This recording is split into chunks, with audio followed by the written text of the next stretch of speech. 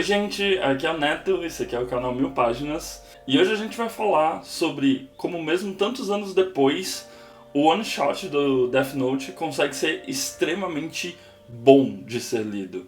Pegou um pouco a gente de surpresa, eu acho que de modo geral, porque já faz muitos anos que Death Note saiu, foi um fenômeno extremo, assim, então ele conseguiu transcender a mídia de mangá, se tornou um anime, muitos anos depois se tornou um filme ruim da Netflix, então ele tem esse caráter meio de estar presente no imaginário popular, né? Foi uma obra assim que teve um grande burburinho por trás. Os autores eles fizeram alguns capítulos extras, né? Então tem um capítulo extra que é passado 3 anos depois da história principal. E ontem eles lançaram um capítulo especial, um one shot, que se passa 10 anos depois da história, que a história do Kira se encerra.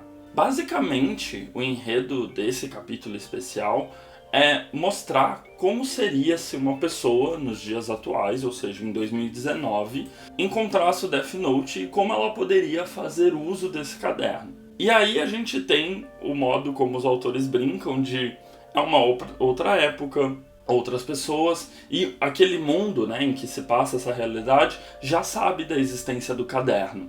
Além disso, o Ryuki acaba escolhendo uma pessoa que é completamente diferente do Light, então a gente tem essa coisa meio, o Light a gente imagina que faria desse jeito, esse outro personagem age de uma outra maneira, o que também agrega bastante para a história, então eles sempre estão tentando construir possíveis imagens de Kira diferente. O mais legal é que, caso você queira ler exatamente agora, você consegue ler pelos meios legais através do Mangá Plus. Ele foi publicado lá em inglês e em espanhol, então você pode ler na língua que tem maior domínio. E caso você queira aguardar a edição em português, a JBC falou que vai traduzir e lançar em meio digital também. Então, se você não tem domínio da língua inglesa e mesmo assim quer ler Death Note ou One Shot, você vai conseguir ler. Provavelmente no final dessa semana a JBC já deve estar lançando a edição já traduzida. Assim que sair o link da JBC, então se você estiver vendo esse vídeo mais pro fim da semana,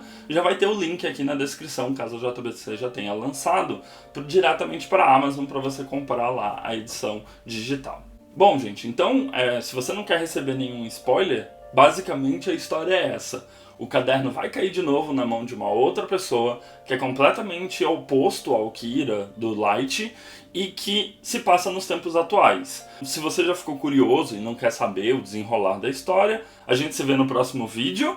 Mas, se você quiser saber um pouco mais da história, eu vou tratar agora essencialmente de spoilers e de por que eu gostei tanto desse capítulo one shot.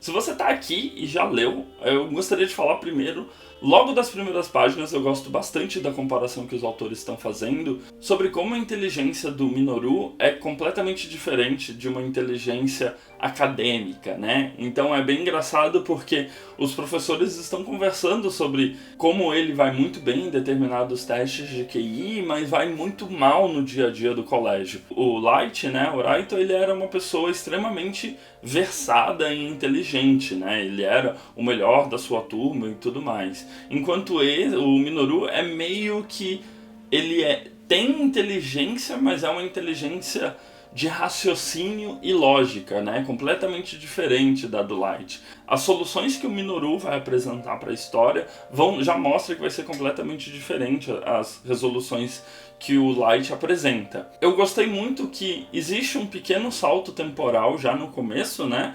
Então é uma solução que eu acho muito divertida, porque o Ryuki apresenta, dá para ele o caderno e aí eles começam a discutir sobre como o tempo que se passou desde a morte do Kira até o Minoru ser um adolescente, muitas coisas sobre o Kira foram estudadas. As escolas passaram a estudar a ética e questionar as ações do Kira por um viés ético. E como passa-se a ter um certo revisionismo com relação às ações dele, e dentro de história ele é estudado como um ditador assassino, sabe? O mais recente ditador assassino. Curiosamente, ele também já faz uma brincadeira de, mesmo com tudo isso, ou seja, mesmo com a gente estudando a ética das ações dele, mesmo com a gente estudando a história mundial, né, como o mundo vê as ações dele, ainda tem pessoas que consideram ele um deus, né?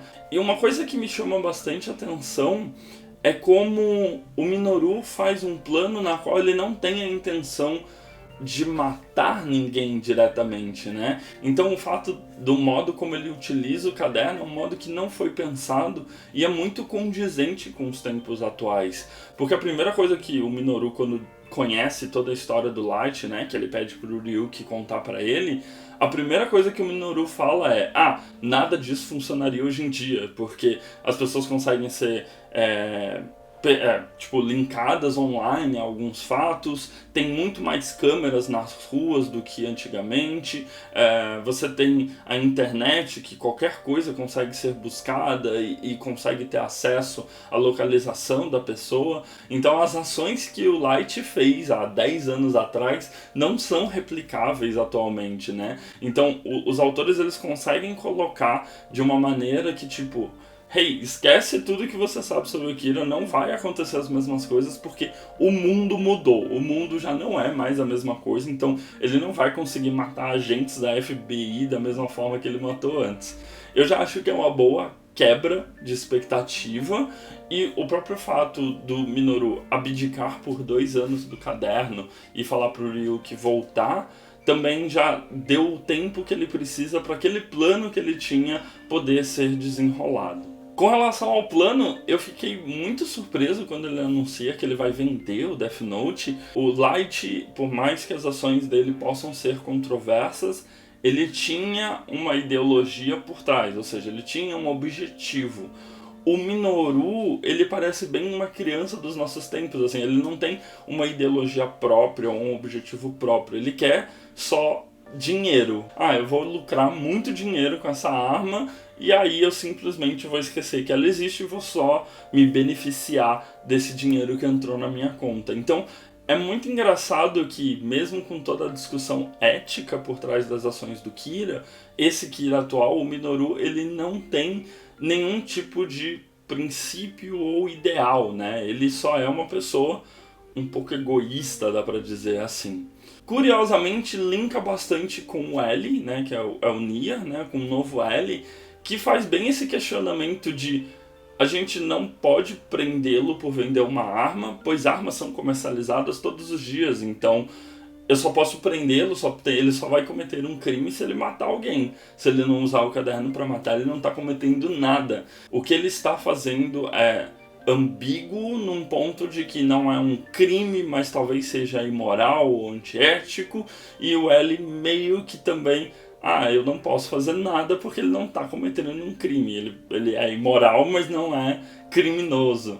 Eu acho bem curioso que a história se passe nos tempos atuais, porque parece que ela não foi feita nos tempos atuais só para ter as limitações de ação que o Light tinha, né? Então não foi só pro Minoru não poder matar alguém que ele vai ser filmado ou vai ter alguma ação na internet, mas também porque os autores querem conversar um pouco sobre essa ambiguidade atual de que nem tudo é preto no branco, ou que uma pessoa ela pode ser meio ambígua em suas ações e não vai ser criminosa, ou ações que a gente considere extremamente errôneas ou mesmo imorais, elas não são criminosas per se. E aí me chama muita atenção o desfecho, porque eu acho muito curioso que ele conseguiu usar o Ryuki para poder passar as comunicações. Ele passou a comunicação de uma maneira que não podia ser rastreada, então ele utilizou a TV para fazer isso. Eu acho que é muito sintomático de como a internet seria um meio mais fácil, mas é pela televisão que você não vai ter nenhuma forma de ser rastreado realmente. Então, e o final eu achei muito legal porque tem um ponto específico, é um diálogo que eu acho muito legal, que os jornalistas estão conversando com, acho que se eu não me engano, é o primeiro-ministro do Japão, e perguntando se as outras nações não poderiam fazer algo para impedir que alguma nação comprasse o Death Note. o primeiro-ministro é muito sincero no sentido de, não adianta a gente ter esses pensamentos infantis, porque qualquer nação que fale hoje, não compre o Death Note, no dia seguinte é ela que vai estar tentando comprar. Não adianta a gente tentar fazer uma moção, porque isso é só um plano infantil, porque não é assim que política funciona. Define bem toda essa arrancada final, em que o Minoru meio que começa a negociar com nações especificamente, porque o valor por trás do caderno se tornou muito exorbitante.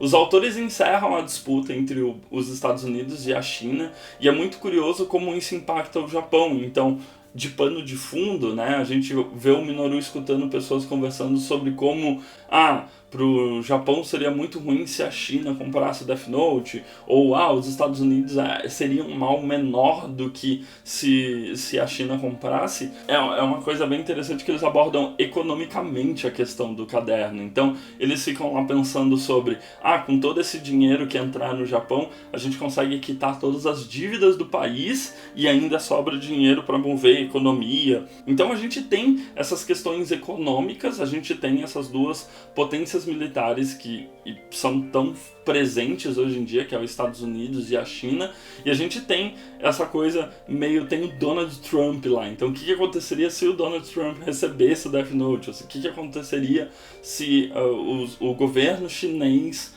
que é um governo em essência ditatorial, mas um governo chinês que tem tanta coisa com ser extremamente controlado dentro do país e tudo mais, recebesse o caderno. E é muito curioso como é meio que definido quando o Minoru consegue pensar o que fazer com o dinheiro. O que, por sinal, eu acho uma saída excelente. Ele conseguiu, de alguma maneira, que todo o valor que entrasse vai ser descontado das taxas que o governo japonês precisa, mas esse maneiro entra legalmente no país e é partilhado por uma quantidade de pessoas tão grande que se torna irrastreável quem possa ser esse Kira. Que é o momento que o L fala, não tem mais nada que eu possa fazer, eu fui derrotado, porque ele não matou ninguém e conseguiu levar a cabo o plano dele. Os autores, nas obras subsequentes, tanto nessa quanto na anterior, né, no one shot anterior, eles tentam desconstruir a figura do Kira e do L. Então, ter essa coisa meio de que o Kira não representa a justiça, mas também não representa a maldade por si só, e que o L também não é uma figura de justiça, não é uma figura também de maldade por si só. Essa desconstrução que ele vai fazendo de que são pessoas atrás de objetivos e com uma ideologia lógica por trás, meio que se encerra nesse volume com ele admitindo a derrota do tipo, não consegui fazer nada. Agora, referente ao final, realmente, eu particularmente gostei. Eu acho que eles quiseram dar um final fechadinho no sentido de, não tem como o Minoru voltar para a história, então a morte dele é coerente nesse aspecto. Considerando que o Ryuki sempre faz um contrato de que ele não vai matar a pessoa enquanto ele estiver se divertindo com isso, também faz sentido pro lore da história. Mas a decisão do Trump de quando ele recebe a notícia de que se ele aceitar o caderno, ele vai morrer. E aí o Ryuki até fala pra ele, mas o caderno vai ficar aqui, se você pegar o caderno eu não vou levar ele embora. E a sua nação vai ter o poder do Death Note. O Trump ser uma pessoa egoísta do tipo, não, eu prefiro estar vivo e mentir que eu tenho esse poder, mas não vou usar ela porque é o fim mais pacífico. É bem um retrato de 2019 e de fake news e de construção de imagem que a gente vem passando ao longo dos anos, né, com esse crescente volume de fake news. Então, ele vai usar isso como uma fake news para poder ser visto como um santo, ser visto como o melhor presidente dos Estados Unidos. Então, é uma coisa muito engraçada que eles conseguem fazer para a história. Eu acho que essa última regra, ela meio que veio de lugar nenhum. Eu entendo que ela precisava ser utilizada para fechar a história, mas eu fiquei um pouco, mas isso é muito Deus Ex Machina, assim, no meio da história. Mas eu gostei que ela leva a gente a discutir o que os governos, se as pessoas por trás do governo estariam dispostas a fazer o sacrifício que o Light e o L fizeram.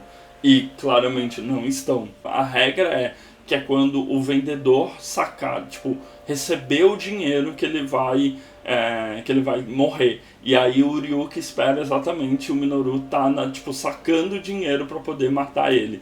Então, ele amarra bem, porque existiria um problema pra lógica, caso eles queiram escrever mais histórias no universo do Death Note.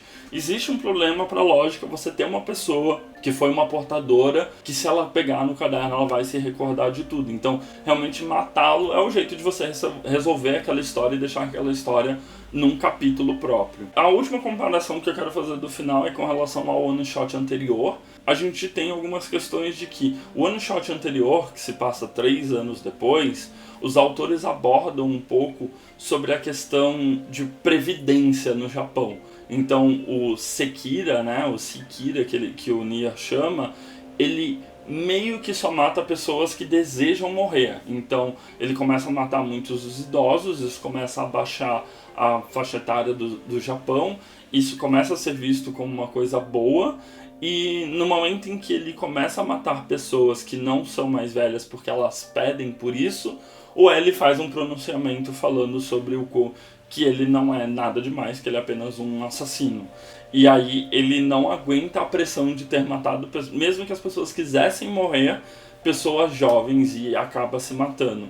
Enquanto que o Minoru, ele meio que conta uma história quase de economia mesmo, né? Então é como é engraçado, né? O primeiro Death Note, o Death Note do Kira, meio que conta uma história sobre como o Death Note pode mudar as noções de certo e errado das pessoas e como isso pode corromper o portador. Aí essa primeira one shot, 3 anos depois, é meio que a fibra mental que a pessoa por trás dos assassinatos precisa ter para continuar fazendo isso, ou seja, ela precisa ter uma ideologia muito forte e aborda uma questão previdenciária de direito à morte das pessoas.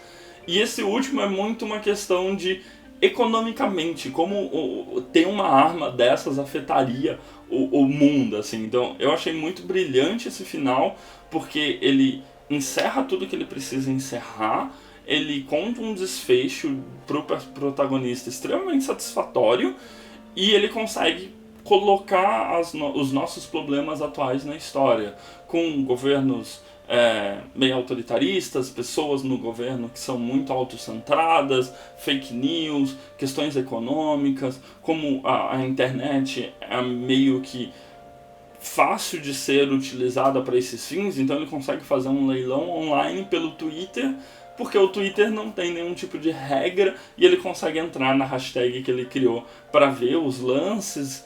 Então são aspectos diferentes de uma mesma história que é muito difícil ser criado se você não tiver um mundo bem redondinho, bem embasadinho. Então eu fiquei muito surpreso porque eu estava esperando só uma bomba cheia de referências e peguei uma história em que quando eu comecei a ler eu não quis parar de ler, foi uma leitura só, eu reli depois para prestar atenção nos detalhes. Então eu tô bastante impressionado com o trabalho deles. Se eles anunciassem agora que eles vão lançar mais um one shot X anos depois, eu meio que já tô um pouco confiante do tipo, não, tem potencial para ser muito boa. Se você leu, não esquece de deixar aqui nos comentários pra gente poder conversar se você gostou ou não do final, se você acha que o Minoru tá certo ou tá errado.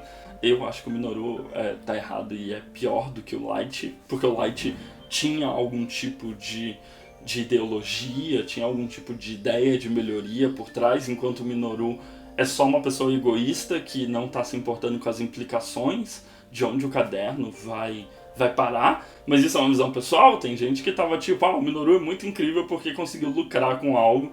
Então deixa nos comentários, vamos conversar por lá. Lembrando que eu vou deixar na descrição, quando a JBC lançar, o link para a Amazon aqui do canal, que se você comprar você não vai pagar nada mais por isso, vai dar uma ajudinha para mim e vai poder ler em português. E tá de graça a versão em inglês e em espanhol na Manga Plus. Então tem várias maneiras de ler legalmente e que você consegue aproveitar esse one shot que me deu saudade de Death Note como eu não tinha há muitos anos. Então é isso, não se esquece de dar uma olhada nos vídeos recomendados que fica do meu lado direito e se inscrever na bolinha do meu lado esquerdo pra gente continuar conversando aqui no canal.